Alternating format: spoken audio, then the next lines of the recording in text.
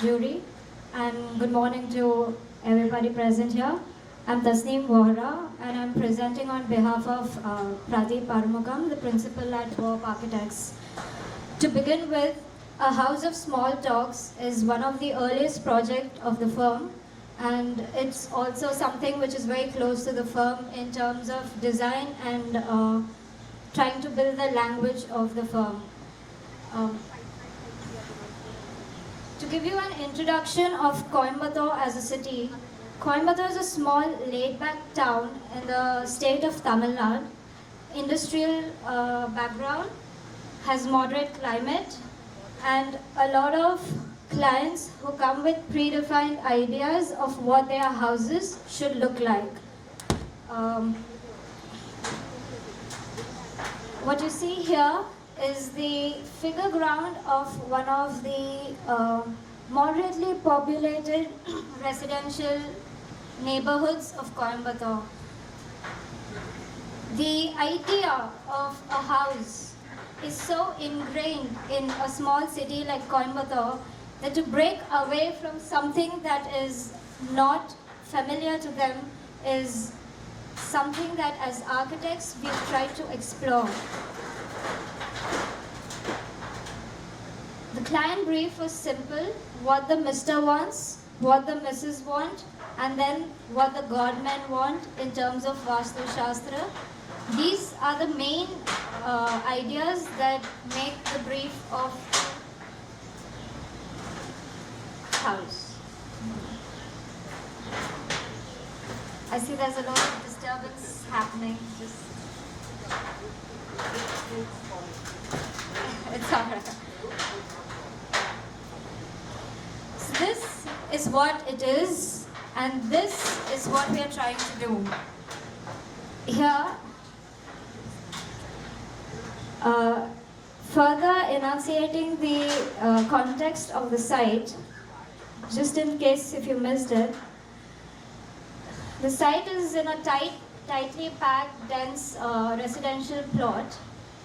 What we did is we took the functional mass of the house, and here what you see is the holy quadrant of Vastu Shastra that all the clients want us to follow in most cases. Please understand, this is a tightly close community, and the houses are almost fabricated according to the trend that happens from one neighborhood to another. We open up the site for the street. Each function of the house is then identified as individual volumes, and then we do the twisting and stacking of the volumes. What we are trying here mainly is to create a dialogue between the house and its context, within the house in terms of landscape and in terms of what is happening at the ground level and at the house within. All the spaces and all the landscape that come together articulate around the insurgencies of the landscape.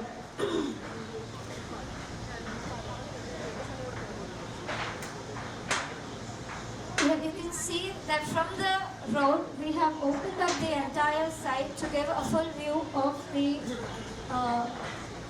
house.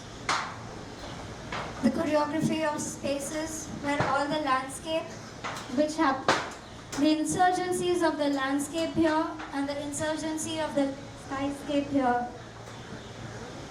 The idea of the entire house was to create these dialogues between these spaces externally and within the house, to create smaller gestures, to create smaller ideas of what the neighbor feels about the house, what a person who's walking through the street feels about the house, and what the people living within the house experience on every single day in terms of details, in terms of material, and in terms of the entire spatial idea of what a house should be like.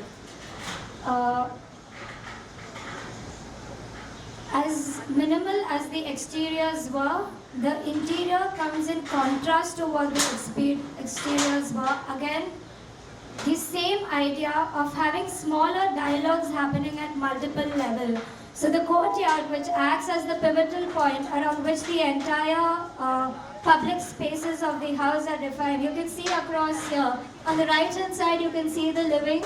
On the left hand side, you can see the informal living. And behind this is the dining area. All the public spaces of the house are around the main idea of opening up and forming these smaller dialogues, hoping that all these smaller gestures, when come together, be it in smaller dialogues, deliveries, and the idea of having the fact that all these smaller talks, when come together, would be a start of a good conversation for a city like Coimbatore, breaking ideas and going away from what a conventional idea of a house should look like. Thank you. Thank you. Can you just talk a little bit about what set the orientation of each of the blocks? What are they responding to that allows them, that helps by being on those configuration? So if you see, sir, from this is a very, what we did is we took the function of each house and gave it a volume and layout based on how the functions are distributed for a living purpose. As in, we enter and we want a hall. The client also comes up with their ideas of how they want to have the functions around. So we first, this that you see right now is the grid pattern that the entire urban fabric follows. What we did from here is we broke it, the main grid that they are so familiar with, of how it happens along in the entire region. And we started twisting all the volumes around that central pivoting courtyard. So the courtyard not only binds the entire space visually, but also acts like the common space. And because, please understand, these people are extremely religious, we also made this courtyard itself the place where the deity is put. So the idea of entire layouting was based on visual access, physical access, and the convention. Trying to have the convention, yet break away from it.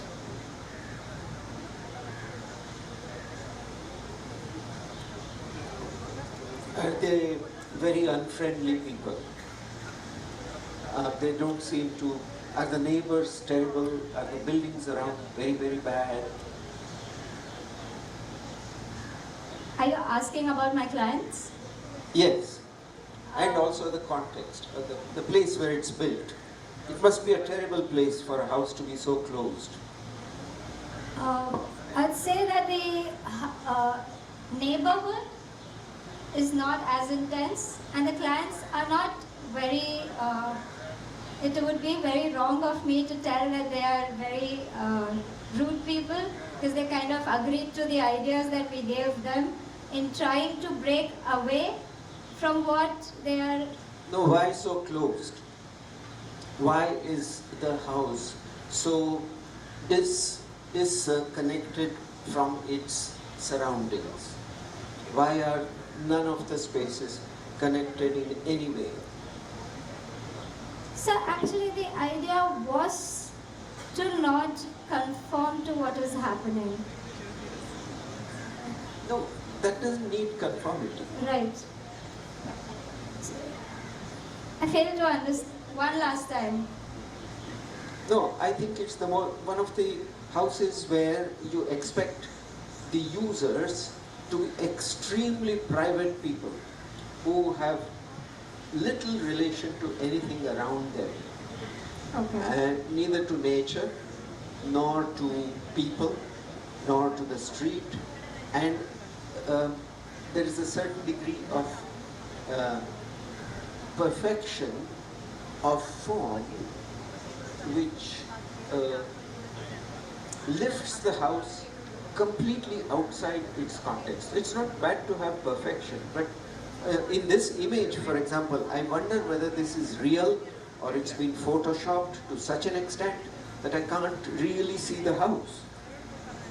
Right.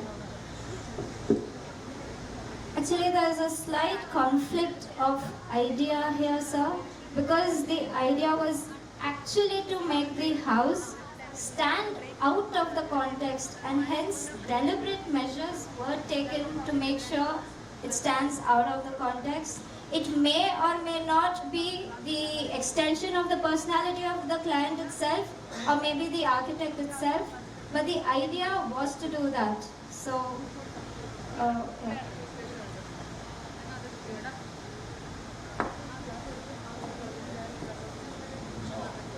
You said about your client, three needs, out of which one need was Vastu. Right, sir.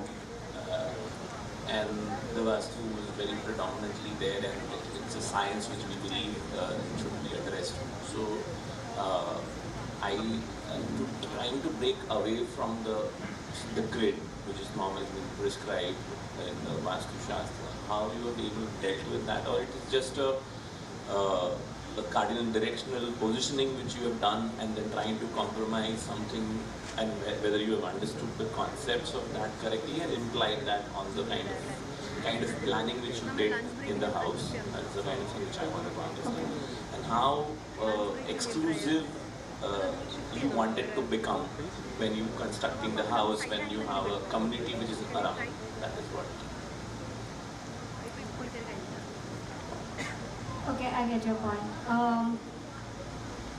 Maybe because we are the residents of a town where Vastu is so prevalent at a very rigorous stage, where every single government comes up with their own rules of Vastu. There's not, of course, there's a science of Vastu Shastra that even we as architects respect, but we are not talking about that Vastu Shastra. It's just the Vastu that every client will come up with their own idea of what the Vastu Shastra is. So even if you see the current layout, the southwest portion is what is usually raised and put.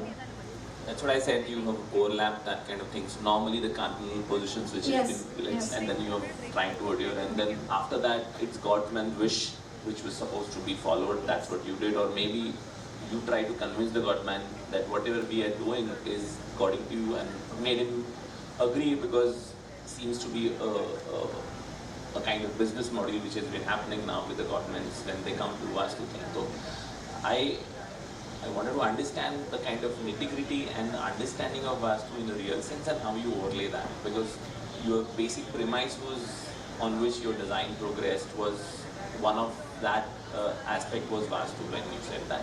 That is why understanding the kind of the authenticity and the kind of seriousness by which you went into, or your design ideas and the decisions were more predominant rather than this other aspect of it. That is what the kind of question. So I think the exclusivity of the design from the context and the idea of Vastu were both intended more than something that is just an other exterior outcome of something that we were trying to do. So it may or may not agree with a lot of people, but thank you.